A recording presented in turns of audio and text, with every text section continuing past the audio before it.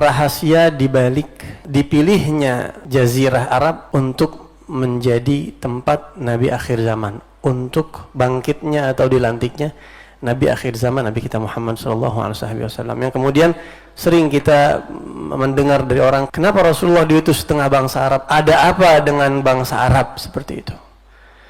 Kenapa tidak diutus di bangsa yang lain? Misalnya di Nusantara, kan orang Nusantara kan baik-baik nih, ya gak? Khair orang Indonesia. Kenapa Rasul nggak diutus di Indonesia?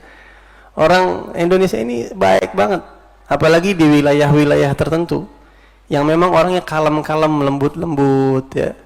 Kita sering dengar bercandaan teman-teman kita tuh sampai-sampai kalau ada yang diinjek kakinya dia yang minta maaf, saking baiknya. Maaf Pak, kaki saya keinjek nih. Saking baiknya kakinya keinjek dia yang minta maaf tuh, subhanallah ya. Kenapa Nabi Muhammad tidak diutus di Eropa, di Nusantara, atau di Asia, atau di belahan dunia lainnya? Ada apa dengan bangsa Arab? Dulu-dulu ya, manusia itu kan, kita ini semakin hari semakin belajar, wawasan kita semakin bertambah.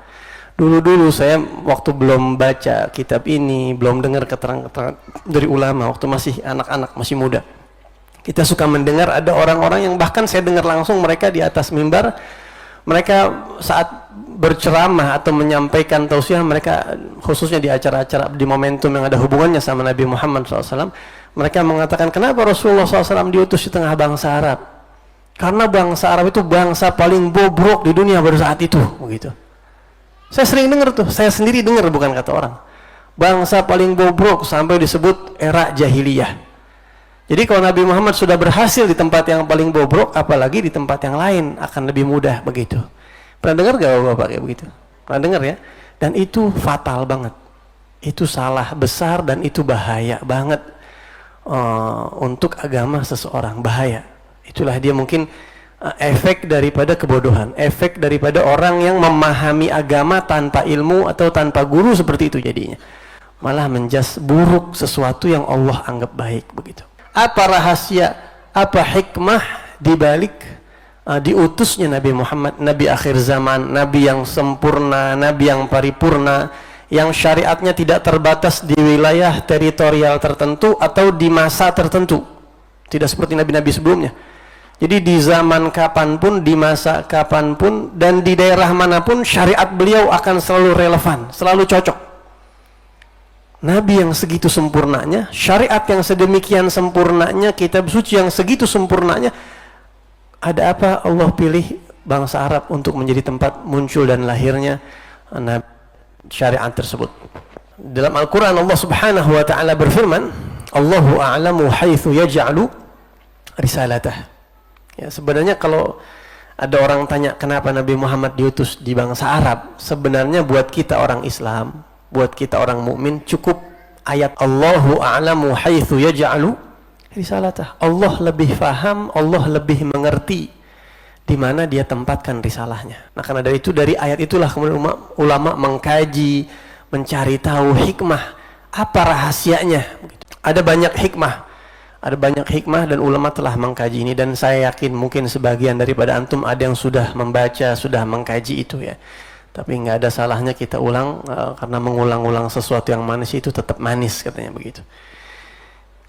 Yang pertama, hikmah secara geografis, katanya. Secara geografis, secara wilayah teritorial, bangsa Arab itu berada di tengah-tengah untuk mempermudah penyebaran agama Islam ke seluruh penjuru dunia, begitu.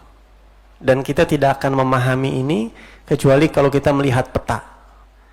Dan peta zaman sekarang sama peta zaman dahulu beda. Bukan beda tempatnya, bukan, tapi orang-orangnya.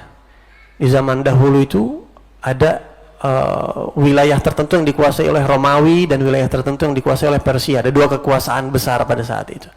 Dan tempat yang paling strategis untuk penyebaran agama Islam itu kalau posisinya pertama muncul di tengah bangsa Arab, khususnya di kota Mekah.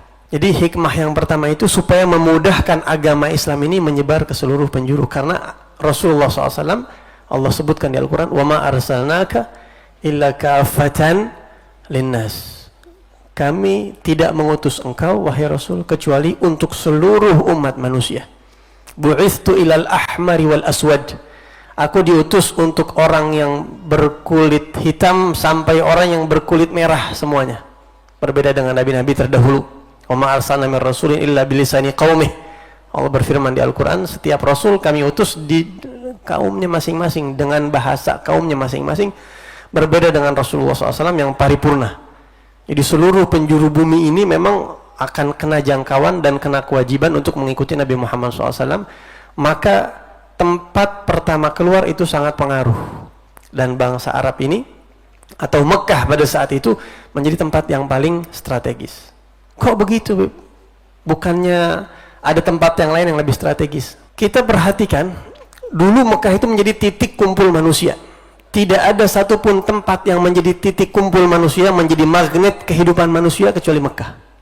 Allah Subhanahu wa taala berfirman, ditambah lagi dengan firman Allah, dikuatkan dengan pernyataan Allah berfirman di Al-Quran, inna awwala baiti wudi'a lin-nas lalladzi bi Bakkah mubarakah. Sesungguhnya tempat ibadah, rumah ibadah pertama yang dibangun untuk seluruh umat manusia adalah yang ada di Mekah yang diberkahi oleh Allah Subhanahu wa taala. Jadi masjid pertama, masjid tertua dalam sejarah kehidupan manusia itu Masjidil Haram. Sehingga bangsa Arab mereka setiap tahun haji, setiap tahun. Orang dari mana-mana tuh datang ke situ. Nah, memudahkan Nabi, tidak perlu Nabi ke sana dan ke sini, ke sana dan ke sini. Walaupun nanti akhirnya kemudian bisa menjadi sebabnya orang Madinah masuk Islam karena mereka pergi haji, kemudian ketemu Rasul dan seterusnya. Setelah itu nanti ke Romawi dan seterusnya. Jadi hikmah yang pertama, kenapa Nabi Muhammad SAW diutus di tengah bangsa Arab adalah karena hikmah secara geografis. Tempat yang strategis, posisi di tengah, ke Yaman dekat, ke Najran dan sekitarnya, sekitaran kota Mekah situ, ke Habasyah dekat, kemudian juga ke wilayah-wilayah yang dikuasai oleh Romawi pada saat itu. Ada wilayah-wilayah tertentu yang memang sudah dikuasai Romawi karena Romawi kekuasaannya sangat besar. Ya. Sehingga mempermudah Nabi. Karenanya kita tahu di tahun ke-7 Hijriah, tahun ke-6 atau ke-7 Hijriah, Nabi mengutus 7 orang sahabat untuk membawa surat masing-masing kepada pembesar-pembesar di saat itu, kepada penguasa Heraklius, kepada Raja Najasyi, kepada Kisra, dan kepada pemimpin-pemimpin yang lainnya. Ya, setelah Nabi hijrah ke kota Madinah pada saat itu. Jadi hikmah yang pertama itu. Ditambah lagi Mekah ini, kalau kita lihat mungkin secara penelitian atau para ilmuwan-ilmuwan mengkaji, Mekah ini sebenarnya titik tengah bumi sebenarnya. Ya, titik tengah bumi. Sehingga para astronot-astronot itu katanya mendapatkan sesuatu yang berbeda di kota Mekah. Kalau mereka lihat secara ilmu astronomi, kota Mekah ini memang berbeda katanya. Ditambah lagi, saya tidak ngerti masalah jam itu. Kan kalau jam itu katanya paling akurat mulai start waktu itu kan di London katanya ya. Sebenarnya kalau kita lihat lagi penelitian-penelitian bahkan sebenarnya kota Mekah itu lebih daripada kota London. Walhasil kota Mekah ini memang banyak keistimewaan. Dan itu menjadi tempat yang sangat strategis untuk memulainya Allah Subhanahu wa taala akan risalah yang sempurna yang dibawa oleh Nabi yang sempurna, Nabi Muhammad SAW. Itu hikmah yang pertama, geografis. Memang Allah punya tujuan agama Islam ini supaya lebih cepat dan lebih mudah menyebar ke wilayah-wilayah sekitar kota Mekah.